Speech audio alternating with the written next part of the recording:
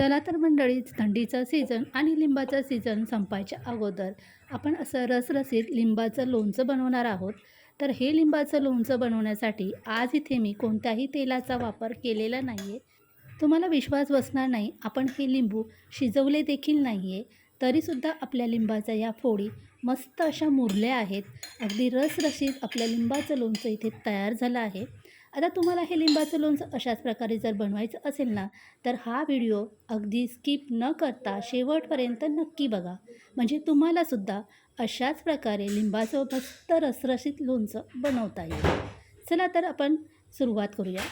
आता इथे लिंबाचं लोणचं बनवण्यासाठी मार्केटमधून सगळ्यात अगोदर आपल्याला पातळ सालीची लिंब घेऊन यायचे आहेत.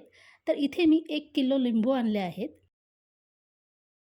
आता इथे की नाही तुम्ही 1 किलो, अर्धा किलो कितीही प्रमाणात लिंबू घेऊ शकताय.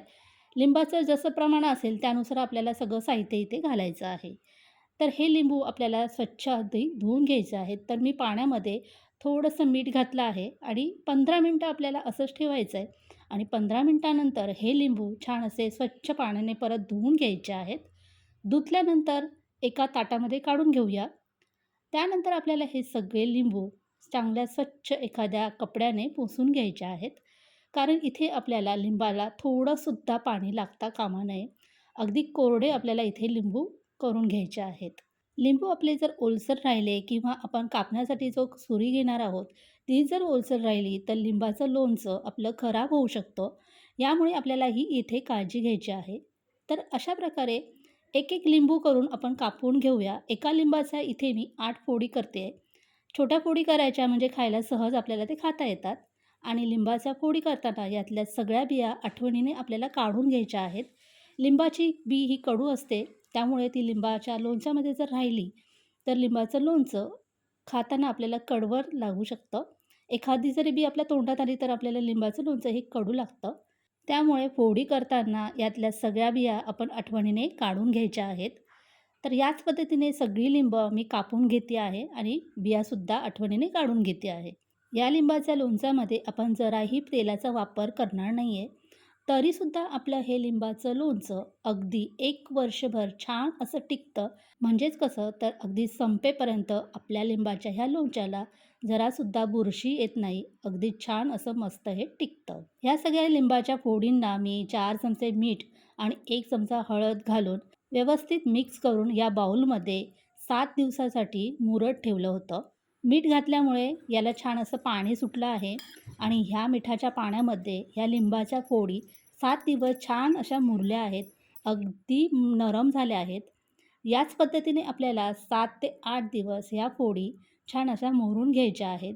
इथे तुम्हाला 7 ते 8 दिवसापेक्षा जास्तही दिवस लागू शकतात. तर इथे बघा मी हाताने तुम्हाला एक कुस्करून दाखवली आहे. छान अशी ही फोडी कुस्करली जाती आहे, मुरली गेली आहे आणि हळद टाकल्यामुळे या फोडींना छान असा रंगही आला आहे. आठवणीने आपल्याला मीठ आणि हळद घालून ह्या लिंबाच्या फोडी मुरवत ठेवायच्या आहेत. त्यानंतर आपल्याला आता लोणचं तयार करायचं आहे. तर इथे मी बेडेकर मसाला वापरते आहे, जो रेडीमेड आहे. त्यासाठी आपल्याला एक्स्ट्राचा मसाला बनवायची गरज नाही. अगदी छान असा हा मसाला आपल्याला मार्केटमध्ये भेटतो. तर इथे मी हा मसाला घेऊन आले आहे. आता हा 1 किलो लोणच्यासाठी वापरला जातो. पण इथे मी जास्त तिखट लोणचं करणार नाही आहे. त्यामुळे मी यातल्याच फक्त 3 चमचे मसाला घालून घेते आहे. तर तुमच्या आवडीनुसार यामध्ये तुम्ही मसाला वापरू शकताय कमी जास्त प्रमाणात. तर इथे मी 3च चमचे वापरले आहेत. 3 चमचे हा मसाला घालून आपल्याला छान व्यवस्थित आता ह्या लिंबाच्या फोडींना लावून घ्यायचा आहे. व्यवस्थित हा मसाला यामध्ये आपल्याला मिक्स करून घ्यायचा आहे. तर ह्या पद्धतीचा लोणच्याचा मसाला रेडीमेड भेटतो.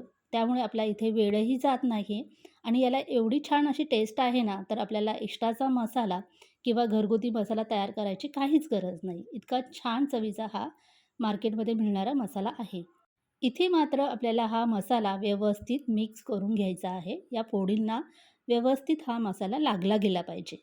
आता ह्या लिंबाच्या लोणच्यामध्ये तुम्ही फक्त हा मसाला घालून तिखटही बनवू शकताय. पण इथे मी हे लोणचं आंबट, गोड आणि तिखट अशा तिन्ही चवीचं तयार करणार आहे. अर्धा किलो गूळ किसून घेतला आहे. आता हा किसलेला गूळ आपल्याला ह्या लिंबाच्या फोडीमध्ये मिक्स करून घ्यायचा आहे.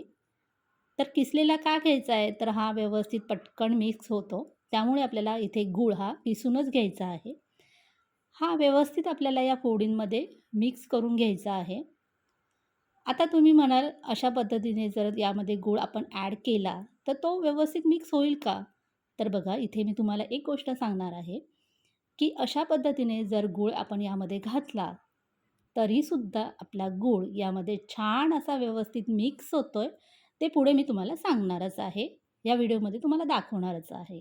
तर बघा इथे अशा पद्धतीने हा गूळ या फोडींमध्ये मी मिक्स करून घेतला आहे.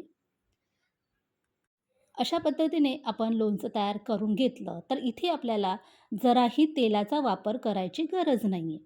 आता ह्या बाउलचं आपल्याला परत एकदा झाकण लावून घ्यायचं आहे. आता इथे मी हा काचेचा बाउल वापरला आहे. तुमच्याकडे काचेची बरणी असेल, त्यामध्ये सुद्धा तुम्ही अशा पद्धतीने हे लोणच्याच्या फोडी भरून झाकण लावून ठेवू शकताय. आता हे असं झाकण लावून आपल्याला 2 दिवस असंच ठेवायचं आहे हा बाउल. 2 दिवसानंतर मी तुम्हाला हा बाउलचं झाकण उघडून दाखवते. आपण जो गूळ यामध्ये ॲड केला होता, तो गूळ छान असा यामध्ये मिक्स झाला आहे. याचं पाणी तयार झालं आहे. गुळाला पाणी सुटलं आहे. आता हे लोणचं असंच न ठेवता आपल्याला एखाद्या काचेच्या बरणीमध्ये भरून ठेवायचं आहे. तर त्यासाठी इथे माझ्याकडे काचेची बरणी आहे. मी स्वच्छ धुवून उन्हामध्ये छान अशी सुकवून घेतली आहे. 15 मिनटं उन्हात ठेवली ना छानपैकी सुकली जाते. यामध्ये काही जंतू वगैरे असते ते निघून जातात. तर अशा प्रकारे ऊन जर असेल तर नक्कीच ठेवून बरणी कोरडी करून घ्या. त्यानंतर आपल्याला ह्या बरणीमध्ये हे सगळं लोणचं भरून ठेवायचं आहे. आता ही जर काळजी घेतली ना तुम्ही लोणचं भरताना, तर तुमचं लोणचं जराही खराब होणार नाही आहे. जर तुमच्याकडे ऊन येत नसेल, तर फॅनच्या खाली तुम्ही ही बरणी छान व्यवस्थित सुकवून घ्या, कपड्याने पुसून घ्या. नाही तर काय करायचं, गॅसवरती आपण ही बरणी धरायची. थोडंसं हिंगाचा यामध्ये धूर घालायचा, म्हणजे तुमची बरणी निर्जंतुक होईल आणि यामध्ये भरणारं लोणचं जराही खराब होणार नाही आहे. तर अशा पद्धतीने हे तयार झालेलं 1 किलो लिंबाचं लोणचं या बरणीमध्ये आपण भरून ठेवूया. भरताना ही सगळी काळजी घ्या बरं का. आता जर मैत्रिणींनो तुम्हालासुद्धा अशाच प्रकारचं लोणचं बनवायचं असेल ना, तर नक्कीच या प्रकारे बनवून बघा. खरंच खूप छान लोणचं तयार होतं. आंबट, गोड चवीचं हे लोणचं खायला एकदमच भारी लागतं. जेवताना तोंडी लावताना वरण भातासोबत किंवा एखादी भाजी आवडत नसेल, तर मुलांना तुम्ही चपातीसोबतही खायला देऊ शकताय. छान असं लोणचं तयार होतं आहे. आणि काय होतं, काही जण डाएट करतात आणि त्यांना तेलकट पदार्थ खायचे नसतात.